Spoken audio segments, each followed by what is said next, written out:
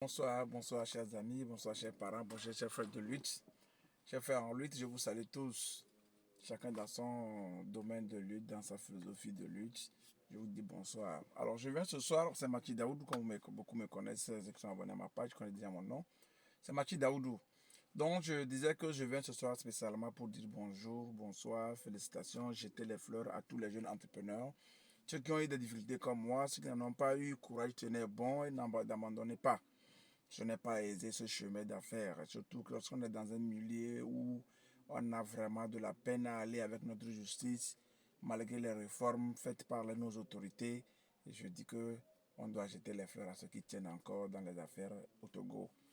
Donc je vous dis merci et beaucoup de courage. Donc je voulais aussi venir ce soir vous dire aussi que tous vos contrats, donnez un peu de conseils.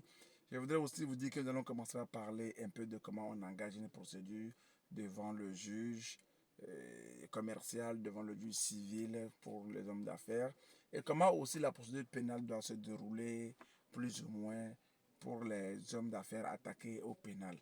Alors, pour éviter toute procédure pénale, pour vous envoyer en prison, même moi, j'avais quand même un contrat, hein, mais dites-vous que si je n'avais pas de contrat, je ne serais pas... Peut-être que vous n'allez pas me voir aujourd'hui en train de m'adresser à vous. J'ai eu un contrat qui était rédigé par mon avocat. Alors donc, faites un effort, même ces 5 francs que vous avez comme contrat avec quelqu'un, rédigez. Faites un projet de contrat, soumettez ça à votre avocat. Si vous n'en avez pas, aujourd'hui dans chaque quartier, dans chaque maison pratiquement, il y a un juriste qui peut vous dire quelque chose. Et si vous n'êtes pas convaincu, voyez notre juriste. Et vous les juristes, soyez humbles. Quand on vous sollicite que vous ne connaissez pas, prenez le contrat, dites, ayez l'humilité de dire à la personne, je vais vous revenir. Allez consulter l'autre juriste dans le quartier. Allez voir un magistrat. Allez voir un avocat. En tant que juriste, il va vous écouter. Il sait que vous êtes en train d'apprendre. Moi, si aujourd'hui je suis en 3e année, je vous parle de droit comme ça. La première année, j'ai gagné 2 procès. Hein. Je salue mes enseignants du IRIS aussi qui ont vraiment mis du paquet, qui mettent du paquet pour l'enseignement. Coucou à tous mes enseignants de IRIS à qui je suis vraiment reconnaissant pour le savoir qu'ils m'ont donné. Mais je me baladais pratiquement tout le temps, bureau en bureau, chez les avocats, chez les huissiers, chez les magistrats. Je voulais connaître. Donc, vous les juristes, lorsque les hommes d'affaires viennent vers vous avec un contrat, acceptez d'aller vers vos enseignants. Moi, beaucoup d'enseignants d'IRIS peuvent vous témoigner. Parfois même, je rencontre un contrat qui ne me concerne pas. Je pense je vais vers mes enseignants. Et je vous ai dit dans une vidéo comment à IRIS ça fonctionne. Même dans le téléphone, tu fais capture, tu prends la photo, tu envoies les enseignants, ils t'expliquent ou que tu le rends. J'ai des enseignants que je vais même voir dans leur bureau à l'université. Donc, ayez l'humilité aussi, vous les juristes, de poser des questions aux autres juristes, de discuter avec vos parents juristes, d'aller vers les professionnels aussi et aller chez plusieurs professionnels, les avocats, les huissiers, les magistrats, faites la synthèse. Alors, c'est comme ça, on cherche, ne vous arrêtez pas, lisez. Donc, vous les hommes d'affaires, ce que je vais vous conseiller désormais, pour éviter toute procédure pénale qui vraiment nous cause d'énormes difficultés. Quand vous quittez la prison, vous sortez, notre société africaine, on vous voit comme un sorcier. On voit comme quelqu'un qui ne peut plus traiter les affaires avec les autres.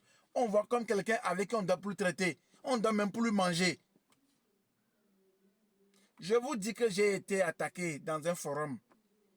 Il y avait un débat dans un forum, j'ai été attaqué. On m'a dit de vive voix que regardez-moi comme ça. Un prisonnier comme ça, qu'est-ce qu'il veut nous apprendre? On me l'a dit. On me l'a dit dans un forum. Ça veut dire que c'est public. Vous savez pourquoi je me bats aujourd'hui contre l'injustice? Peut-être que les juges ont estimé qu'on allait le détenir pour faire plaisir à quelqu'un qui a porté plainte. Mais moi, j'ai les faits.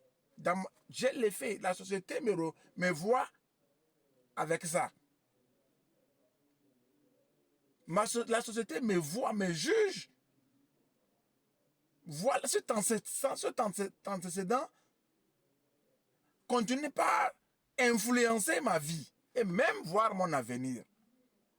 Il faut que nos magistrats réfléchissent par 2 fois avant d'envoyer les gens injustement en prison.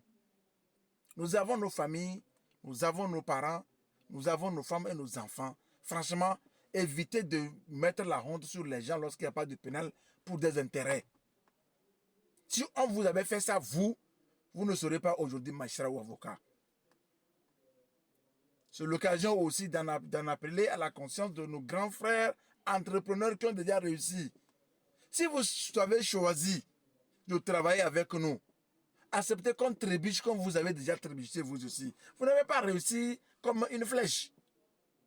Et même si vous avez réussi comme une flèche sans échouer, nous n'avons pas les mêmes destins. Acceptez que quand on échoue, vous puissiez nous encadrer. C'est justement pour ça que vous avez dit que vous nous faites confiance et vous voulez qu'on travaille avec vous. Maintenant, vous acceptez qu'on travaille avec vous, on trébuche un peu, pour une dette, vous voulez qu'on fasse la prison. Faites un effort, vous les grands entrepreneurs. Évitez de nous envoyer injustement en prison. Acceptez qu'on discute lorsqu'on a des problèmes. Je prends mon cas. J'avais mon seul titan qui faisait le clinquer, pouvait payer toute la dette de la dame là. Donc le SCD, mon camion pouvait payer ça. Peut-être que ça ne finirait pas en 1 an, mais au bout de 2 ans, ça serait fini. Mais pour ces 50 millions, aujourd'hui, nous, on a perdu plus de 500 millions, je vous dis, sur le camion seul. Nous avons proposé même le laisser, on gagnait 2 800 francs, 800 000 francs le mois, le net, je ne parle pas du brut. Nous avons des documents de travail. Mais on a proposé les payer un mois par mois 1,5 million. Quoi de plus bon de nous permettre de payer? Hein? Les magistrats, vous connaissez que les partenaires sont venus vous voir. Et que nous, on vous a dit, il fallait accepter comme le juge l'a fait. Le juge à qui je veux continuer toujours de jeter les fleurs, je le tire toujours chapeau. Le président du tribunal de Bafilo à l'époque, je crois que c'est lui qui est le juge d'instruction aujourd'hui à Sokodé, je le jette des fleurs. Il leur a dit non, le monsieur vous propose de l'argent, il a un camion, alors vous pouvez le faire, votre ICP suivre. On travaille, une partie va dans vos caisses, ils ont refusé. Quand ils sont allés à Cara, on aurait pu leur proposer ça. Donc, vous, nos grands frères qui avaient déjà réussi, nos grands soeurs qui avaient déjà réussi dans les affaires, tout ce que nous avons besoin, quand on trébuche, nous sommes comme un enfant qui est en train de tâtonner, qui commence par faire les pas.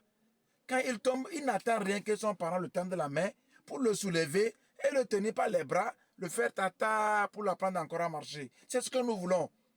Ne nous écrasez pas comme on me l'a fait, comme on m'a fait là. Évitez ça. Écraser votre partenaire, vendre ses biens, vendre les biens de son épouse, au point qu'il ne puisse même pas trouver à manger. Ce n'est pas sérieux. Nous vous prions, vous nos grands frères, nos parents, vous qui êtes dans les affaires, que vous avez déjà réussi, nous vous prions de nous tenir par le bras. Initiez-nous. Si nous tombons, acceptez qu'on est tombé. Ne créez pas de procédures à l'ambiguïté pour nous fatiguer la vie. Nous avons des familles. C'est beaucoup de personnes que nous subissons. Moi, après ma prison, j'avais ma nièce orpheline. Aujourd'hui, je m'accuse, mais j'accuse ceux qui m'ont arrêté. Dans ça, elle est tombée enceinte, elle est devenue mère. Je ne veux pas appeler son nom, mais ceux qui la connaissent savent de qui je parle. Elle est tombée enceinte, elle est devenue mère. Si j'étais dehors, ça n'arriverait pas à ma nièce là.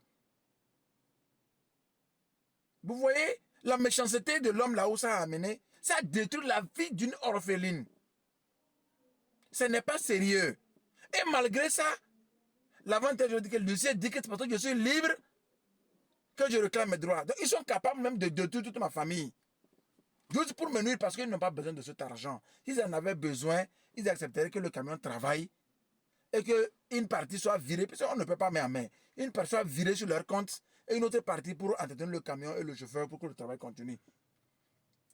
Tout ce qu'on voulait de moi, c'est de devenir néant pour ne plus réclamer mes droits, comme l'autre fois, Maître Likem Debout l'a dit à Cara. Alors donc, prudence pour les jeunes, pour les magistrats, honnêteté, respect du serment. Et pour vous, nos grandes soeurs et nos grands frères qui avaient déjà réussi, amour pour son prochain. Le partage, c'est ça nos ancêtres africains nous ont laissé. Aimons-nous, aidons-nous, soutenons-nous, initiez-nous, les jeunes. Initiez-nous dans les affaires. Ne nous écrasez pas. On a besoin de vous, êtes nos parents. Donc ce soir, je suis venu juste pour dire à chacun, faisons un effort pour avoir